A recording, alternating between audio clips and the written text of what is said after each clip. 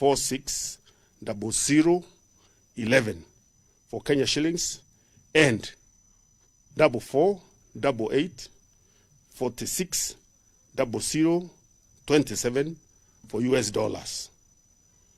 Account name, Citizens Emergency Fund. Thank you very much. Questions?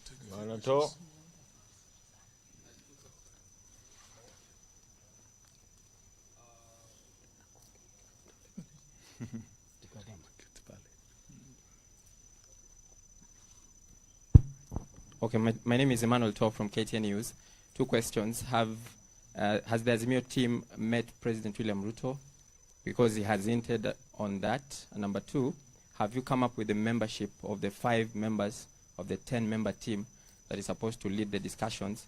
And lastly, what happens to the bipartisan team of the 14 members now that we have another team in place?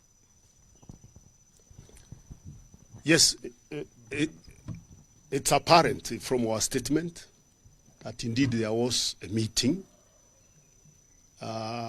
chaired by His Excellency Honorable Obasanjo. And Baba accepted to appear in that meeting because of his respect for His Excellency Honorable Obasanjo.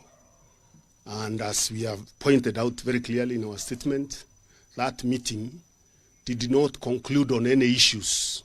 It was a meeting to agree on when to hold talks and how to hold the talks. So there were no issues canvassed there and agreed. So it is totally unacceptable and misleading to the public for Kenya Kwanza to start releasing its own statements purporting to be Azimio la Umoja issues.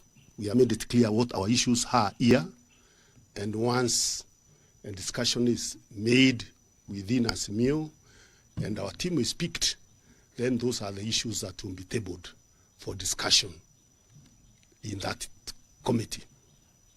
The 5 members, do you have it? We are still discussing, and we will soon announce the names of those members.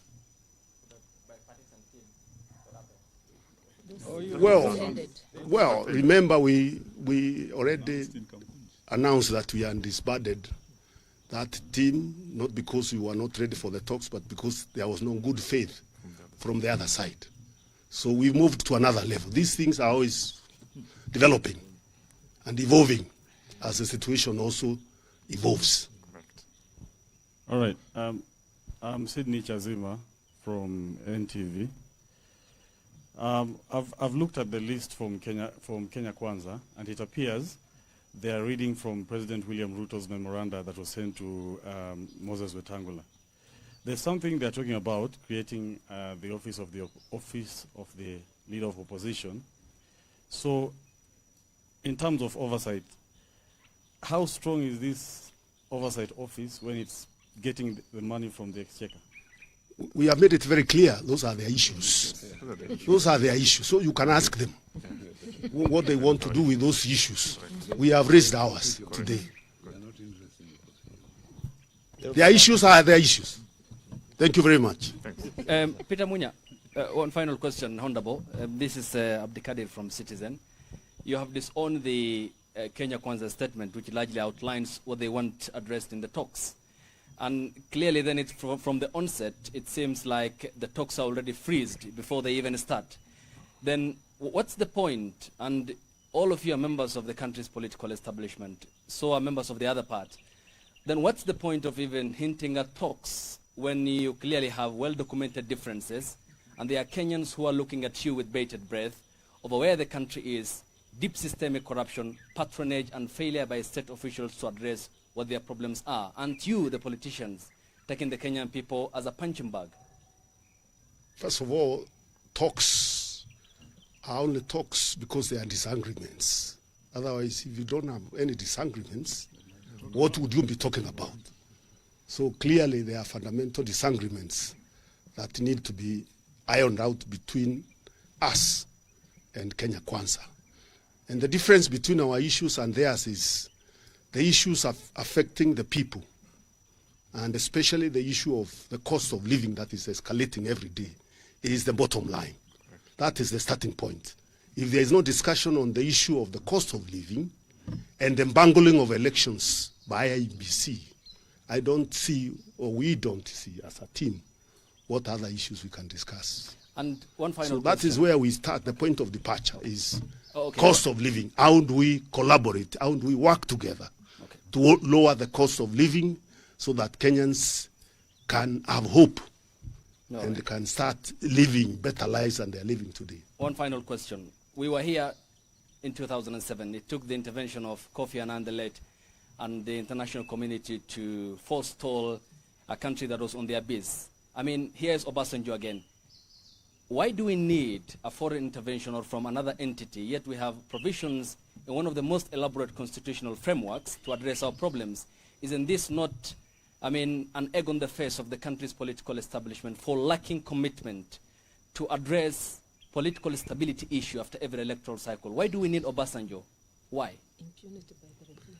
I think you understand the problem is a trust deficit that has been shown by the Kenya Kwanza government, that when you discuss something, the next day the goalpost keeps moving. So you require a respected outsider who can be able to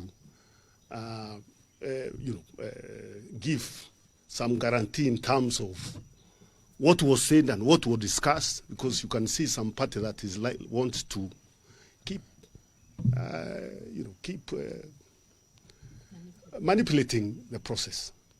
We are So, and I don't think there is any problem with our constitution. Our constitution does not outlaw involvement of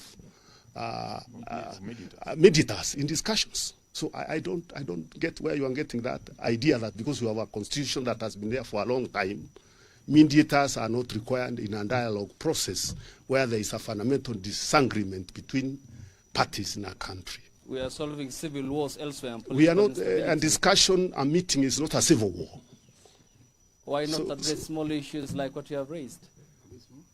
These issues are heavy, where citizens' rights are being trampled on and the citizens are being killed, brutalized by police forces that we pay for, cannot be small issues. With a lot of respect to you. Thank you very much. That's okay.